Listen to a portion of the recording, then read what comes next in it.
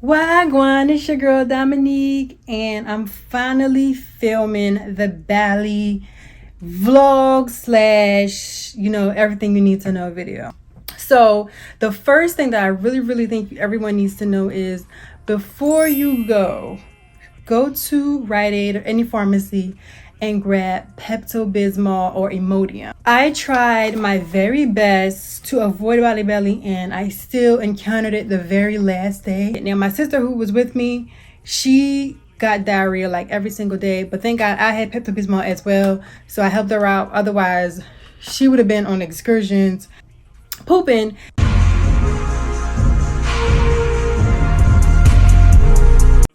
Okay, so you left America, wherever you're coming from, and now you landed in Bali or at the airport. I landed at the airport, y'all, and I found out that we have to pay for a visa.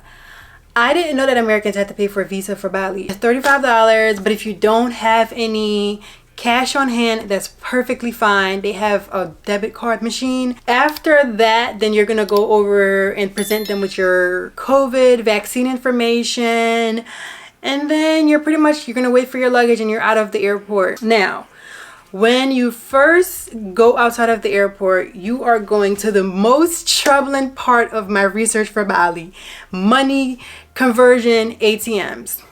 So everyone was saying, oh, like bring cash to Bali because the ATMs are bad. I was petrified, but no, you're fine. As soon as you go outside of custom baggage area, whatever, you're gonna see a bunch of reputable ATMs.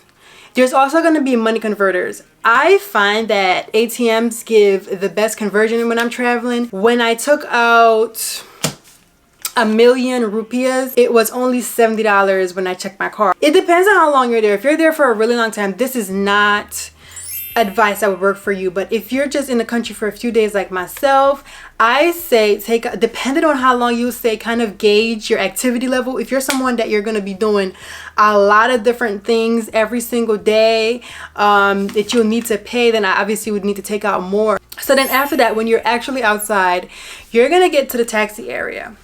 Now, I paid 350,000 to get to Europea, to get to Ubud. Obviously, every area is different. What I didn't want to get ripped off because I heard that sometimes the taxi drivers, try to rip you off.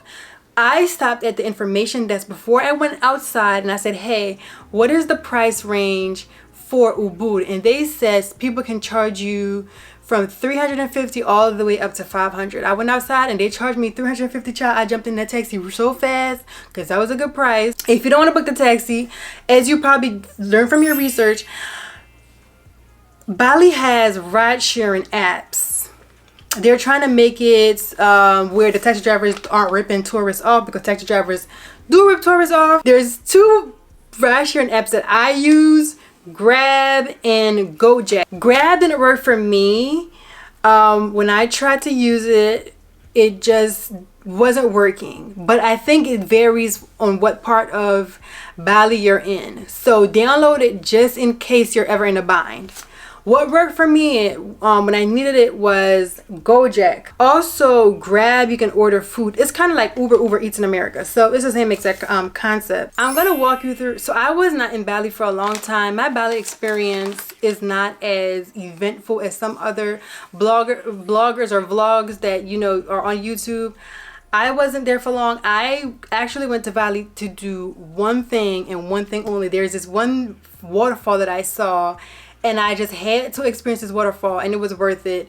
And I got it. So that's what I wanted. If you watch my Greece vlog, you know that I was injured. So I had this right here was I had a band-aid over here. I have a big one right here. I had band-aids all over me. And then also I had a cold. So I was low energy, sick. I had band-aids all on me. I didn't want to get in too much water. I was scared of getting like infected. Like it was a lot going on with me. So that definitely shaped the vacation that I had. I didn't have the energy to just be moving about, and which is unfortunate. But I feel like I got what I wanted out of it.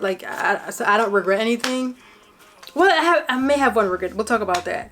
All right, so my first day, I purchased like this full day tour, but it became personalized because a lot of the stuff I did not want to do. It was a bunch of stuff, and I told him I want to go to the Bali swing You have to do that when you go to Bali. So I went to that, and I'm gonna talk about that. And then I also went to go see the waterfall, and I was worn out. Like after I got my beautiful pictures, like I said, I wasn't at my peak, so I was like, I want to go. So I went back to the hotel, ate the good food, and relaxed. So when you get to the rice terrace, you're gonna have to pay an entrance fee, and they give you like a package, like of the stuff that you want to do.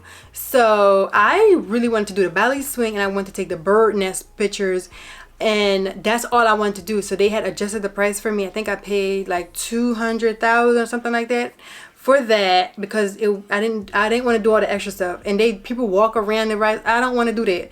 I want to take my pictures and move on. On the other side of the rice terrace, there's a bunch of different sides up here. I didn't know you can ride on the bicycle, zipline bicycle, I think they call it. They have a name for it.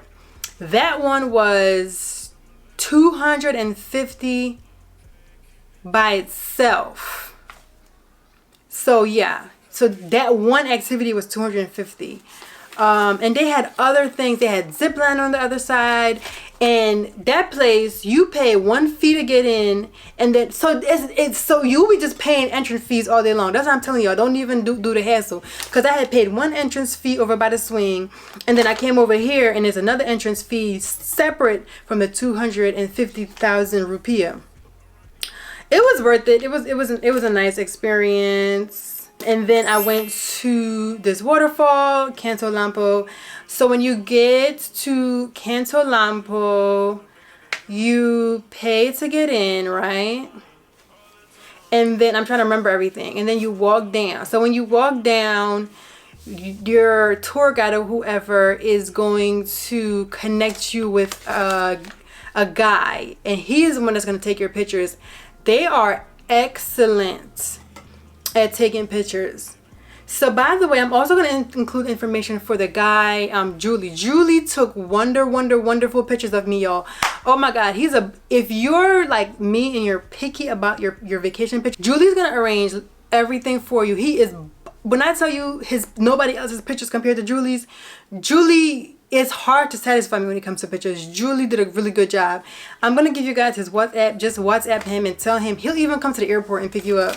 He's like the best. Then you're gonna get changed and you're gonna go to the waterfall and you're gonna take pictures. It's a line when you get to the bottom, so just wait your turn and you take your pictures, and they're gonna help you with posing. So if you're not a good poser, if you're not photogenic, this is the right place for you. They literally break everything down for you so that you can enjoy your photos. Obviously at the end you tip your guy. There is one other place in Bali that I wanted to go and I wasn't able to go, and that is the temple, the gates of heaven temple thing.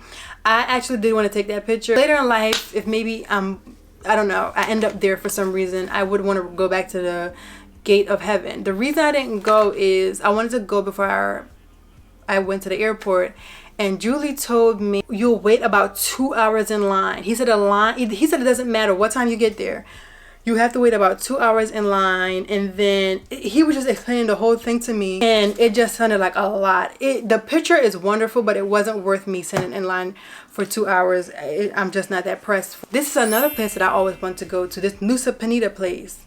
So nusa penida, you're gonna have to wake up very early in the morning. You're gonna wake up. I woke up, I think my guy came around 5:30. So I woke up a little before, like around 4:45ish, and I started getting ready. You're gonna go to the port, and then around 7 you're gonna get on the boats to go over to Nusa Penida, and it's an all-day thing. Nusa Penida is very, what is that word when it's like a lot of hills and like going up and down, whatever that word is, terraneous, slopey, whatever the word is, going up and going down all day long. You need to be prepared for that. The place, that's just how the place is designed. It is absolutely beautiful.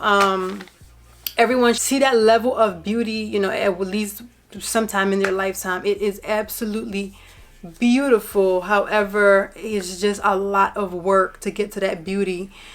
So just be prepared. It's a beautiful place, but the bathrooms will stress you out. If what I would advise you to do is try to make your driver stop at like a restaurant that's very up to date looking. Like if you see a really nice looking restaurant, ask your driver to stop there and have you, don't nowhere else, and have you use that bathroom. The bathrooms that are at the attractions, no. He even advised me, no, you don't want to use those bathrooms. So yeah, recommendations for length of stay. I think that you need at least 7 days. I wasn't there for that long. I got what I wanted out of it. The average traveler, I would say 7 days. You can do 2 weeks. It's very affordable there. So you can do 2 weeks. I think you need to move around. So that's what a lot of people do. I'm sure when you watch other Bali vlogs, the people are moving around. They move from different parts of Bali. You definitely have to go to Ubud. That's where like the monkey sanctuary is.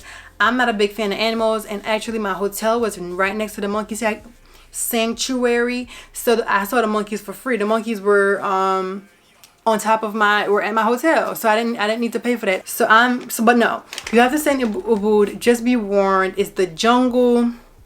I would say stay in Ubud, and then also go by the water. There's like a lot of beach clubs, and if you're like younger and you're like a party person, yeah, go to the water. Just move around, and like I said, 7 days, and you can do this on a budget and still come back with your money in your pocket. If you have literally any questions, please reach out to me. I would gladly answer all your questions. Bye.